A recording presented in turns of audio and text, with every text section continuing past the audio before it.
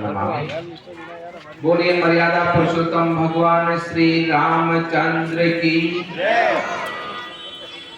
उद्घोष भगवान के नाम का है और आनंद और भक्ति भाव से आप इस उद्घोष का उच्चारण करें और उत्तेजना और उस उद्घोष का घोष इतना जोर से होना चाहिए कि पूरे अलवर क्षेत्र के अंदर ये गूंज सुनाई दे कि राजनीति ऐसी अभय समाज की आज रामलीला का मंच से कार्यक्रम प्रारंभ हो चुका है। ऐसा संदेश इस पूरे वातावरण में गुंजायमान हो और भगवान का नाम है गुंजायमान, जितना होगा उतना ही आनंद उसको उच्चारण करने वाले को और सुनने वाले को प्राप्त होगा। तो मेरा सभी से निवेदन है कि जोरदार मन और भाव से भगवान का श्री घोष लगाए। बोलिए मर्यादा पुरुषोत्तम भगवान श्री रामचंद्र की जय। बोलिए मर्यादा पुरुषोत्तम भगवान श्री रामचंद्र की जय। बोलिए पवन सुत हनुमान जी महाराज की जय। हम तो परम सौभाग्यशाली हैं कि आज इस स्थान पर हमें भी भगवान श्री को पूजने का अवसर मिला है और ऐसे कार्यक्रम में जहां आज इस रामलीला का शुभारंभ है, जिसमें अभी अभी शुभारंभ कार्यक्रम को विधिवत पूर्ण कर अगले राम कार्य के लिए प्रस्थान किए हैं। हमारे बीच में ऐसे आदरणीय हमारे यहाँ से मंत्री हमारे संजय शर्मा जी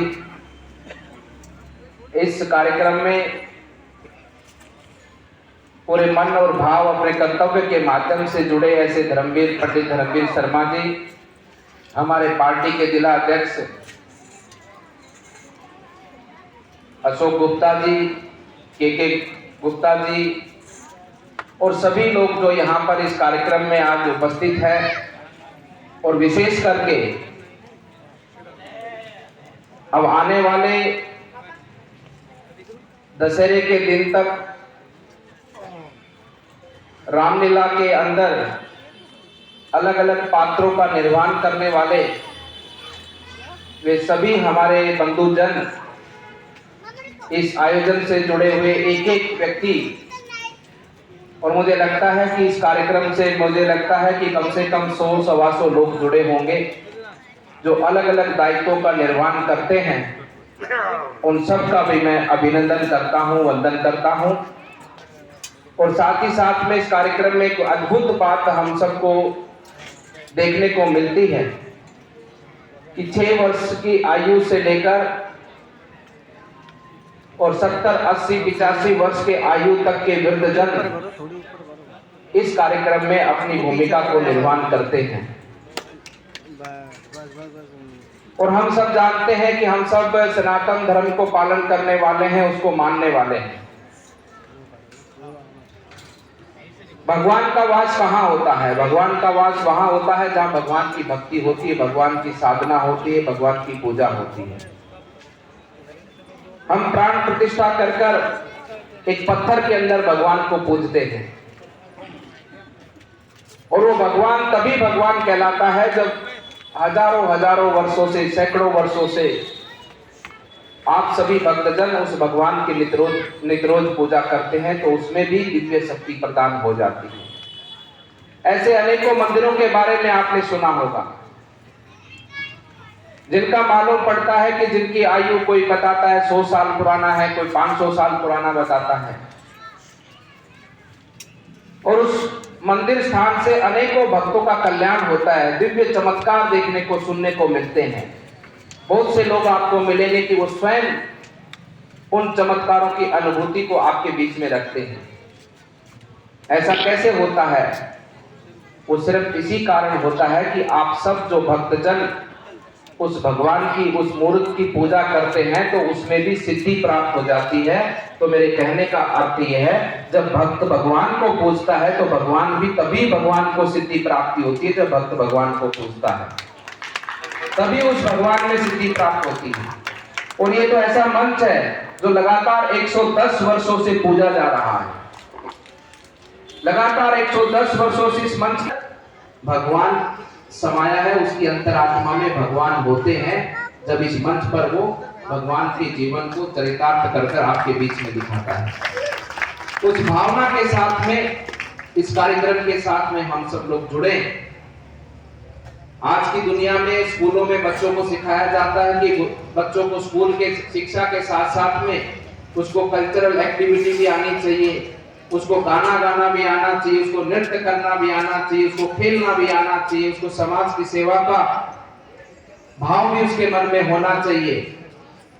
और ये देखिए हमारी परंपरा हजारों हजार वर्ष से आप ही के बीच में, जो यहाँ मंचस्थ जितने भी कलाकार बंधुजन इसमें हिस्सा ले रहे हैं, कोई नौकरी करता है, कोई पढ़ाई करता है, कोई व्यवसाय करता है, कोई सरकारी अधिकारी है, वो सब लोग इसमें पात्र बनते हैं। हमारी संस्कृति में हजारों वर्षों से ये परंपरा चलती आई है कि जब व्यक्तित्व का निर्माण होता है तो व्यक्तित्व के निर्माण के साथ में सभी गुण हमारे संस्कारों के माध्यम से, हमारी परंपराओं के माध्यम से, जो आज बड़े बड़े प्रोफेसर, बड़े बड़े विद्वान जन हम सबको जिसकी शिक्षा देते हैं, ये शिक्षा तो हमारे गांव गरीब ढाणी में बैठा हुआ व्यक्ति हजारों सालों से, जो जिसको लिखना नहीं आता, जिसको पढ़ना नहीं आता, वो व्यक्ति भी अपने बालक बालिकाओं को, समाज को शिक्षा देता आ रहा है। इस प्रकार की हमारी व्यवस्था है। इस व्यवस्था को अक्षुण्ण रखने का दायित्व हम सबका है।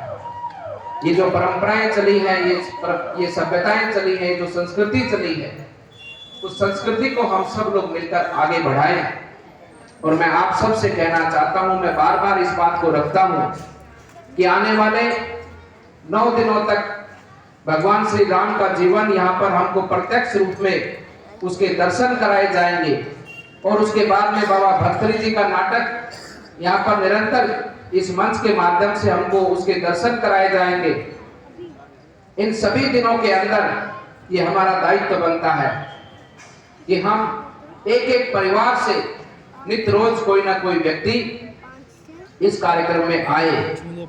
इस मंच के माध्यम से जो भगवान श्री का जीवन, बाबा भर्तृनाथ जी का जो जीवन, उनके बारे में जानने का जो अवसर हमको प्राप्त होता है। ऐसे तो सब लोग जानते हैं रामलीला के बारे में, भगवान श्री राम के जीवन के बारे में, रामायण के कालखंड के अंदर क्या क्या हुआ था, एक एक घटना सबको ध्यान है, सबको पता है कि ये हनुमान जी हैं, ये दशरथ जी हैं, ये राम जी हैं, सबके बारे में सबको ज्ञान है। लेकिन ऐसे मंच पे जब आकर हम रामलीला को देखते हैं तो मैं मानता हूं, मेरा एक पूरा विश्वास से मैं आपके बीच में कहना चाहता हूं कि आप साक्षात भगवान श्री राम के दर्शन करते हैं, साक्षात भगवान श्री हनुमान जी के दर्शन करते हैं। उस भावना के साथ में इस कार्यक्रम से जुड़िए। और ये जो सबसे बड़ा दायित्व है हमारा, मैंने कहा कि एक एक परिवार से एक एक व्यक्ति आना चाहिए, लेकिन उस एक एक व्यक्ति के साथ में एक एक बच्चा भी हमारा घर का यहाँ पर पहुंचना चाहिए।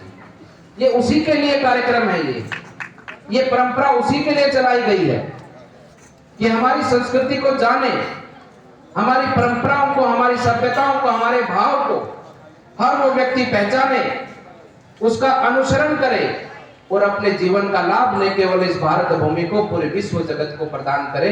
ऐसा व्यक्तित्व का निर्माण, ऐसा हमारा सनातन धर्म का भाव ये जन जन तक लेकर जाए। इसलिए मेरा आप सबसे निवेदन है कि आपके घर का जो चिराग है, जिसको हम चिराग कहते हैं, चिराग का अर्थ है कि प्रकाश देने वाला घर को, केवल आपके घर को प्रकाश नहीं देगा वो, केवल आपके परिवारजनों को प्रकाश नहीं देगा वो पूरे समाज को प्रकाश देगा, वो पूरे राष्ट्र को, पूरे विश्व को प्रकाश देगा। ऐसा प्रकाश, ऐसा चिराग आपके घर में है। उस घर के चिराग को इस मंच तक लाना है, उसको ये दिखाना है, उसको ये समझाना है। और जो चिंताओं में आज एक एक माता पिता अपने घर में रहता है कि मेरा बच्चा अच्छा स्कूल में जाए, मेरा बच्चा गलत संगति में ना पड़े, मेरे बच्चे को गलत आदतों का प्रभाव ना हो, अच्छे लोगों में मेरा बच्चा रहे। एक एक माता पिता को जो अपने बच्चे की चिंता रहती है, अगर आप इतनी भी चिंता करेंगे कि मेरा बच्चा इस स्थान तक आए, अपनी संस्कृति को देखे, मेरा बच्चा मंदिर जाए, मेरा बच्चा गौ माता को सुबह रोटी उठकर खिलाए, मेरा बच्चा जीव जंतुओं की सेवा करे, मेरा बच्चा हर एक व्यक्ति के अंदर अपना भाई, अपना परिवार देखकर, अपने भगवान का स्वरूप देखकर उसकी सेवा के लिए तत्पर रहे, मेरे बच्चे में ये सब गुण हो, तो ऐसे मंचों पे लाओगे तो ये जो चिंताएं आज समाज के अंदर हैं, मुझे लगता है कि इन चिंताओं से हमें निजात मिलेगी और हमारे जो चिराग है आने वाले समय पर हमारी भी चिंता से, हम लोग भी उनकी चिंता से मुक्त होकर एक सभ्य समाज का निर्माण हमारे माध्यम से होगा। इस परंपरा को आप निश्चित रूप से लेकर आगे बढ़ेंगे और आने वाले सभी जो दिन रहेंगे रामलीला के, उसके बाद में बाबा भर्तृहरि जी के चरित्र के, जीवन चरित्र के जो नाटक रहेंगे, उन सब में हम बढ़ चढ़ कर अपनी भागीदारी को सुनिश्चित करें। ये केवल इतना ही सहयोग नहीं जो कि हमारे आज के रामलीला के कार्यक्रम के हमारे यजमान हैं, आने वाले सभी दिनों के अलग अलग यजमान हैं, ये उनका ही दायित्व नहीं बनता, यहाँ पर आना भी आपका इस कार्यक्रम में सहयोग देना है। यहाँ के कार्यक्रम के बारे में जाकर घर पर बताना भी भगवान के राम को आगे तक पहुँचाने में आपका सहयोग है। उस भावना से इस कार्यक्रम के साथ जुड़े, आप सबका अभिनंदन, सबका वंदन, और सभी जो इस कार्यक्रम में सहयोग करने वाले हैं, मैं विशेष रूप से उनका अभिनंदन और वंदन करता हूं कि आपके माध्यम से आज हमारी संस्कृति अक्षुण्ण है। आज हमारी संस्कृति के माध्यम से, आप जैसे दानवीरों के माध्यम से हमारी संस्कृति, हमारे धर्म, हमारे देश का लाभ पूरे विश्व जगत को प्राप्त होगा।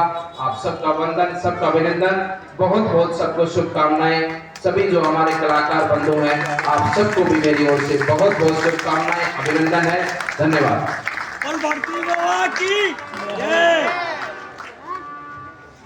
आभार आपका परम पूज्य महंत बालकनाथ जी।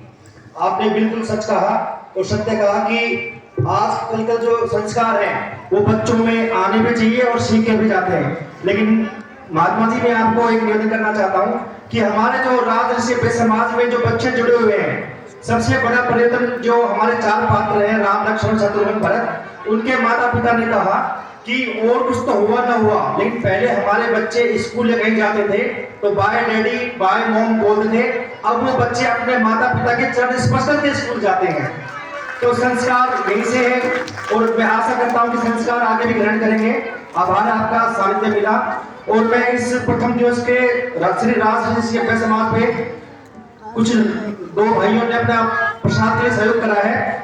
जो जय माता दी साड़ी सेंटर माला खड़ा वालों ने 2600 रुपए की राशि प्रथम दिवस अपने प्रसाद के लिए दी है, संतान का आभार व्यक्त करती है। और जीतू भाई ने भी श्री गणेश जी के प्रसाद के लिए 21 रुपए आज के प्रसाद के लिए दान किए, संस्था उनका आभार व्यक्त करती है। धन्यवाद।